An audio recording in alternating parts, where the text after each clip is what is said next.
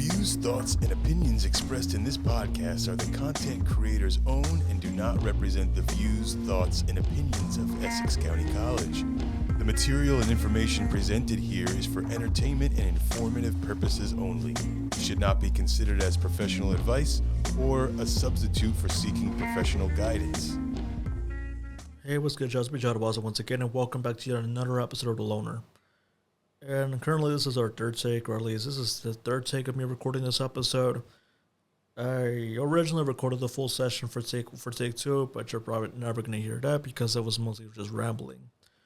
So today we're going to go ahead and also, I'm currently studying for an exam for English Composition 2, so because of that I'm going to be busy. And because of that, I also just realized that because I need some more research on independent television, I may not be able to go ahead and talk about it this week, and so instead we're going to go back to basics and talk a little bit about robberies and scammers instead, and just probably make this episode a bit shorter than expected. So let's go ahead and talk a little bit about giveaways right now. So let's just say I say this right now.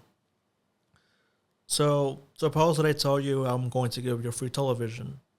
I don't really need to be specific, but if I tell you if it's a 4K television, but really the item that I have is not 4K, then you already know you shouldn't be falling for that. And that's another thing I want to talk about, because back when I was younger, I used to believe I was going to get an iPhone for free. Turns out I never got that iPhone for free. I also never got any money at all. So maybe this is just a lesson for me. This also should be a lesson to you as well. So let's also say that if a business owner, someone that gives you some fraud, then you should need to learn something about fraud.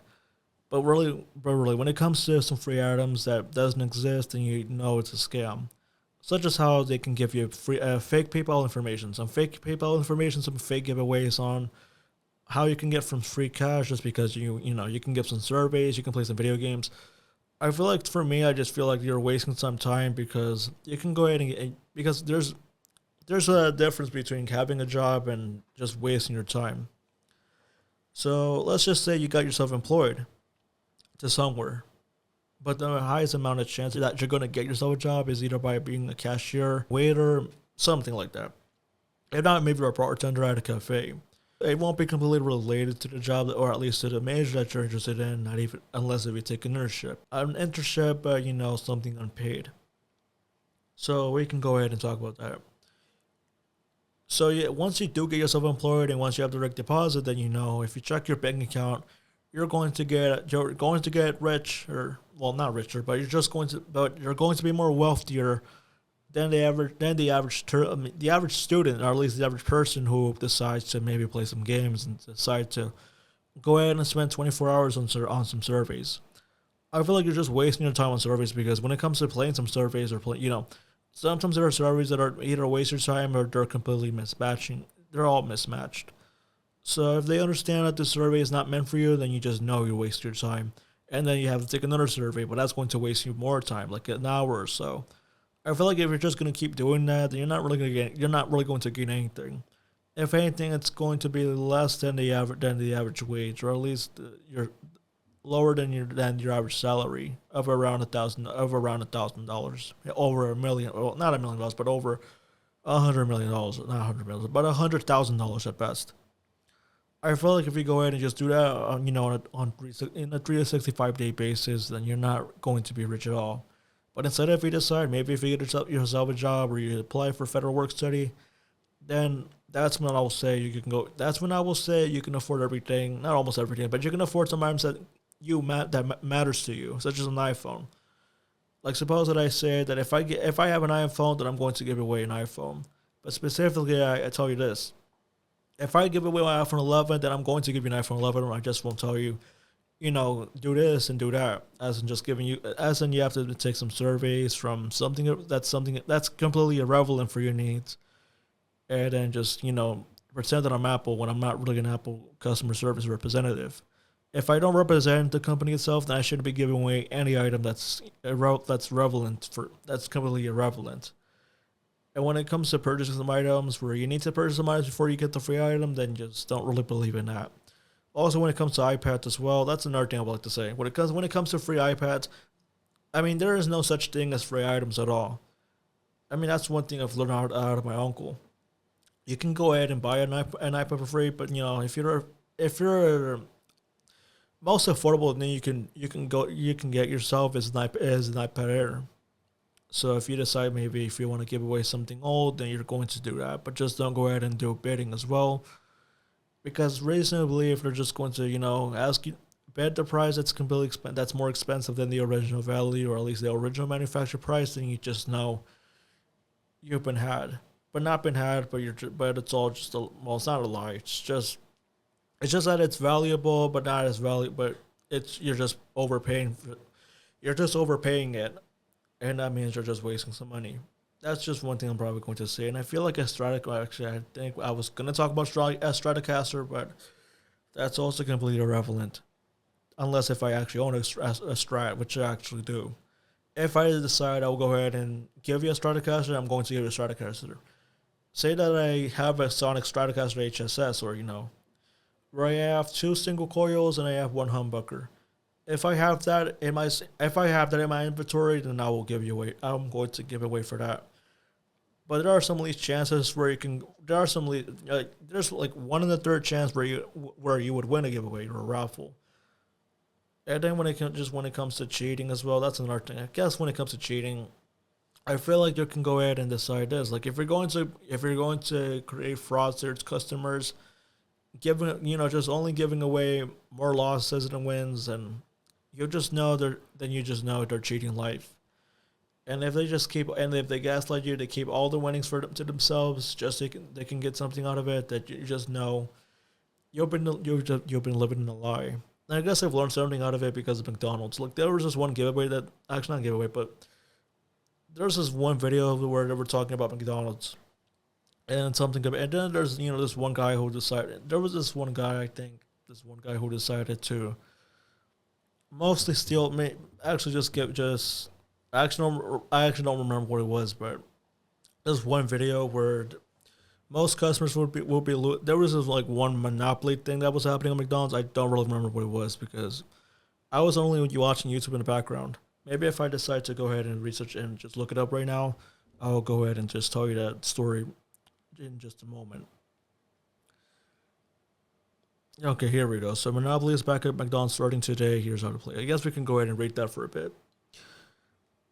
All right, excuse me for my briefing, by the way. All right, so starting on Monday, October 6th, which is today, apparently it's today, McDonald's customers can rediscover the thrill of the appeal based on the popular board game that dates back to 1935. Unlike that 2015 version, this time the company is switching up by introducing some digital game pieces on the McDonald's app, in addition to some classic game tabs printed onto various menu offerings.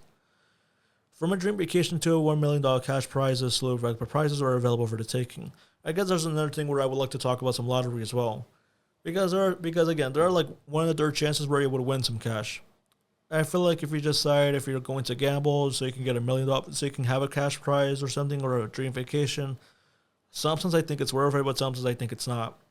And also there's some sad truths behind some lotteries for, the government and then the IRS and all that. So you're only just winning half of the money that you were promised with. With around, like, if you have $1 million, then you're not going to get $1 million. At best, I think you're going to get like $500,000 at best. I mean, it's better than nothing, but that's all I can really say for now. So maybe the whole point is this: if you decide that you're going to go ahead and waste all of your time just so you can play some game, and realize that you haven't won a cash prize, and you just do it over and over again, then it's called gambling. Maybe it's better if I say this: like, if you have yourself a job, if you're employed, then you're better off just staying there instead of just losing your job. Just you can go ahead and just, play some game, play some Android game, some video game, some mobile game, and then promise that some fake advertisement with some fake PayPal animation will tell you this, that you won $1,000, you win $1 million just because you've won a game, you won in a match. I mean, it's not true at all. It's like, at best, I would say it's false. If anything, you're not going to gain $1,000 just because you won a match, or at least $200. And if in that case, I don't really think PayPal's going to sponsor any game at all, unless if the source is completely true. And hopefully I haven't oversimplified that, but at the end of the day, all I'm trying to say is if you decide to go ahead and waste your time on playing the video game, if you decide to waste your time on a survey, then you're just wasting your time. And I think it's better off if you decide maybe you should just work somewhere, or at least just sign up for the federal work study for the spring semester at best. The spring semester, the winter semester, whatever it would be. But then again, it's both semesters. I feel like that would probably give you a better value, and even your refund check should give you a better value as well. Because once you do use your refund checks, you can just use it for to pay off your tuition, and if not, then you can go ahead and pay for some things that really matter to you. As I said, if I decide maybe I'll reuse that refund check to buy a PC, then I'm going to buy a PC. No regrets. Unless if I decide I have to think this further, then yes, that's when I will say I don't want to go ahead and do another regret. Such as MIDI controllers or MIDI keyboards. I mean, somehow I want a Notoria keyboard, but there's some cons about it. So really, not every item is perfect, and so is this podcast as well. But I think I'm just going to go ahead and wrap this up for a bit, and I'm not going to ramble. I'm not going to ramble this episode further. I think you've already seen enough episodes that are completely longer, so I think I'm just going to wrap up here. So the lesson is, if you decide to go ahead and waste your time, then go ahead. Just another thing I would like to say as well. Don't go ahead and just give them some. Just don't go ahead and give any scammers some fraud information, because if you do, then you're just going to lose. You're just going to use your privileges at spending money, or at least spending your bank account. I guess now I remember what I was going to say now. So the lesson to all this is this: always check your bank accounts, because you won't really know who's going to scam you, or whoever's going to send you some checks. If you say that the check is fake, then you need to go ahead and decline that offer, and instead just go ahead and get yourself a job and maybe sign up for direct deposit if you can. Maybe if I decide if I do get myself a job, then I'll go ahead and maybe this budget will be higher, including the script, and maybe I'll go ahead and get more subscriptions. But the only thing that I can't subscribe is my voice. And even though I still hate my voice, I still need some time. I still need some time to rehearse. That's what I want to do next week. So I'm going to go ahead and just end it here. So thank you guys again for listening to this very short episode of LONER. Even though it's like, there's already another short episode, which was episode 2 was actually shorter than usual. So I'm just going to keep this short and basic. So again, thank you guys for listening. I'm going to be back with another longer episode revolving independent television. But until then, I'm going to end it here. Thank you again for listening, and I will catch you guys next week at the same time, same hour. I'm out. This has been a production of the Essex County College Podcast Club. Copyright 2024, all rights reserved.